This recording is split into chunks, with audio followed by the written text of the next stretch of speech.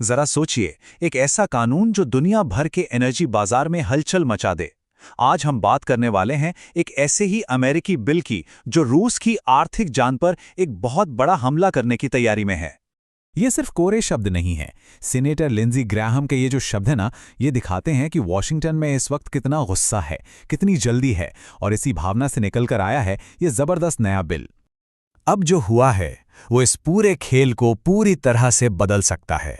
सोचिए, अमेरिकी राजनीति की दो पार्टियां जो हमेशा एक दूसरे के खिलाफ होती हैं, वो मिलकर एक बिल पर राजी हो गई हैं। और तो और अब इसे प्रेसिडेंट का भी सपोर्ट मिल गया है। तो ये सिर्फ एक बिल नहीं, ये रूस के लिए एक सीधी सीधी चेतावनी है।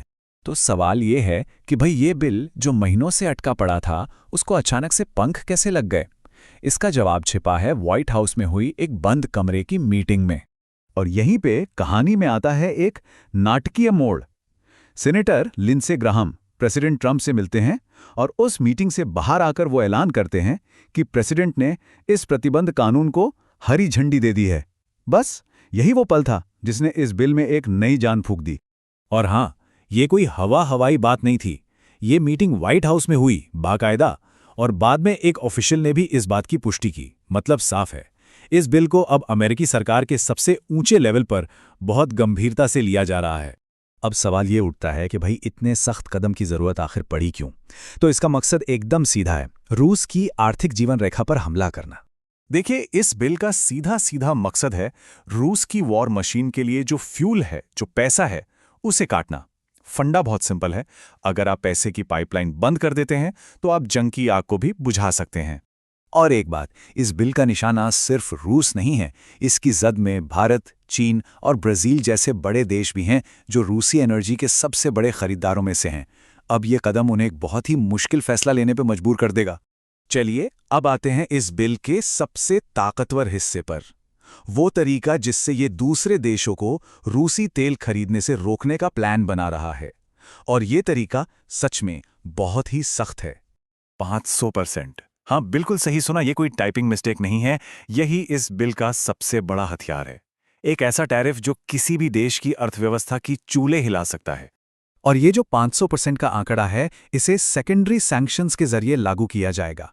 अब इसे ऐसे समझिए, अमेरिका सिर्फ रूस को सजा नहीं दे रहा, वो रूस के दोस्तों को भी सजा दे रहा है। मतलब कोई भी देश जो रूस के साथ व्यापार जारी रखता है, उसे इस भारी भरकम टैरिफ का सामना करना पड़ सकता है। और ये मामला सिर्फ तेल तक ही नहीं रुका है, गैस, यूरेनियम और दूसरे एक्सपोर्ट्स भी निशाने पर हैं। ये रूस की पूरी एनर्जी इकोनॉमी पर एक चौतरफा हमला है, और यही तो उसकी अर्थव्यवस्था की रीढ़ की हड्डी है। अच्छा, अब जरा राजनीति पर वापस आते हैं, क्योंकि इस बिल की एक और दिलचस्प बात है इसके पीछे का सपोर्ट। आज के पॉलिटिकल माहौल में ऐसा गठबंधन देखना बहुत मुश्किल है, बहुत रेयर है। ये कितना रेयर है ये देखिए, एक तरफ रिपब्लिकन सेनेटर लिंडसी ग्राहम और दूसरी तरफ डेमोक्रेटिक सेनेटर रिचर्ड ब्लूमेंथॉल, राजनीति के दो अलग अलग ध्रुव एक मुद्दे पर एक साथ आ गए हैं, जो दिखाता है कि यह मामला कितना ज्यादा गंभीर है। और ये बात सिर्फ दो सीनेटरों तक ही नहीं है, दर्जनों और मेंबर्स उनके साथ हैं, और अमेरिकी कांग्रेस के दोनों सदनों में, मतलब हाउस और सीनेट में, इस बिल को आगे बढ़ाया जा रहा है। ये एक राजनीतिक लहर की तरह है। तो प्रेसिडेंट का सपोर्ट भी है, दोनों पार्टियों का साथ भी है। तो क्या ये बिल अब पक्का कानून बन ही जाएगा? देखिए, अभी भी रास्ते में कुछ मुश्किलें बाकी हैं, और ये एक बहुत जरूरी सवाल है। राष्ट्रपति की हरी झंडी मिलना एक बहुत बड़ा कदम है, नो डाउट, लेकिन ये आखिरी कदम नहीं है। कानून बनने की राह में अब भी कुछ अड़चनें हैं। इसे अभी भी कांग्रेस के दोनों सदनों से पास होना होगा। हो सकता है सीनेट में अगले हफ्ते ही वोटिंग हो जाए, लेकिन समय की भी एक दौड़ है। क्या ये छुट्टियों से पहले पास हो पाएगा, ये अभी कहना मुश्किल है। पर हाँ, मंजिल पहले से कहीं ज्यादा करीब दिख रही है। और ये सब हमें इस विश्लेषण के अंत में एक बहुत बड़े सवाल पे लाके छोड़ देता है। अगर ये बिल कानून बन जाता है तो भारत, चीन और ब्राजील जैसे देश क्या करेंगे? क्या वो 500% टैरिफ का खतरा मोल लेंगे, या फिर वो रूसी एनर्जी से मुंह मोड़ लेंगे?